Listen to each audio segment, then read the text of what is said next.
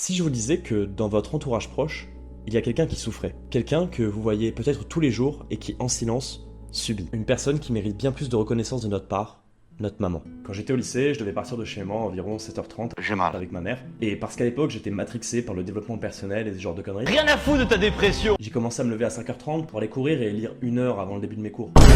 Je me rappelle que j'écoutais le podcast de Elio Avilaminos, Range ta chambre. Je pouvais me lever vraiment à des heures improbables, et pourtant, à chaque fois, ma mère était déjà debout. Elle était déjà partie promener le chien, qu'il fasse 3 degrés ou moins 12. Puis elle se préparait pour la journée, m'emmenait au lycée, faisait les courses pour le travail et allait bosser avec mon père. Puis elle s'occupait de la maison et retournait promener le chien le soir. La charge mentale aurait certainement pu être mieux partagée, je l'avoue. J'aurais dû en faire plus au lycée. Mais c'était comme ça.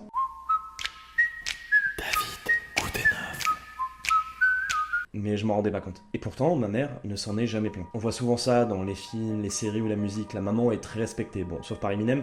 Mais par exemple, Tupac avait fait une chanson pour sa mère. Et on a souvent cette image de la mère qui est une guerrière, qui se bat pour ses enfants, pour sa famille. Et j'aimerais vous parler d'une mère célèbre du jeu vidéo, Toriel. Toriel, c'est la maman de chaque joueur dans Undertale. Elle est la figure de la Madone. Elle est la maman dans sa définition la plus pure et la plus littéraire. Lorsque l'humain qu'on incarne tombe dans le monde des monstres, il y est accueilli par Flowey la fleur, qui instaure la première règle, c'est tuer ou être tué. Tu vois, le monde se divise en deux catégories. Cependant, Toriel, qui arrive pour nous sauver, Comment il t'a défoncé?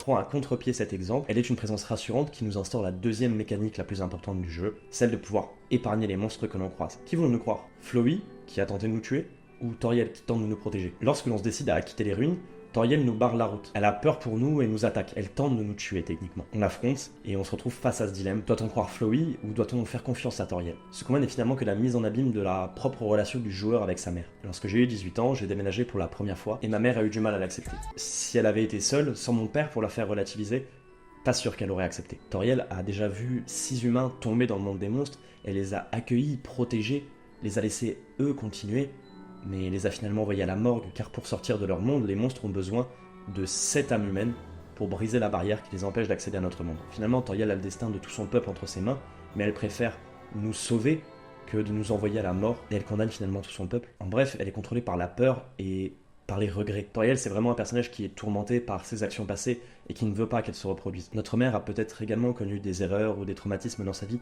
qu'elle veut essayer de nous empêcher de reproduire. Souvent, c'est notre mère d'ailleurs qui s'occupe de la plupart des choses dans la maison. Les charges mentales ne sont pas toujours très bien réparties, et avoir de la gratitude envers notre mère pour ce qu'elle fait, et voire mieux même l'aider, c'est déjà une très bonne chose. Malheureusement, parfois dans certaines familles, c'est plus compliqué. Quand j'étais plus jeune, il n'y a pas une matinée où ma mère et moi on se prenait pas la tête dans la voiture. Hop ta gueule. C'était comme ça. Chaque matin, pendant 30 minutes, c'était la guerre dans la bagnole. Dans la bagnole! Oh là là! Le paysan! Et c'est relou, c'est invivable de se hurler dessus tous les matins avec un parent. Puis finalement, la communication a aidé. Le temps également. Je parle souvent du premier recours.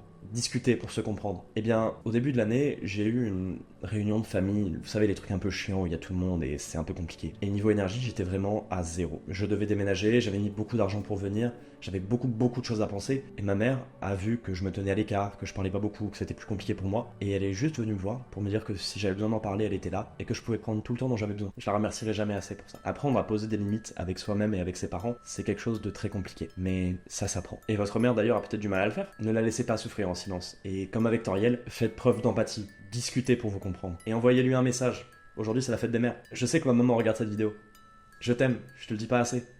Merci pour tout ce que tu fais, pour tout le soutien que tu m'apportes. Vraiment, merci maman. Et un jour j'arriverai à me lever avant toi. Merci d'avoir regardé cette vidéo, j'espère que ça vous a plu. Envoyez un message à votre daron, vraiment, c'est important. Mon roman J'ai tiré sur un cadavre, bientôt dispo sur Amazon. Salut!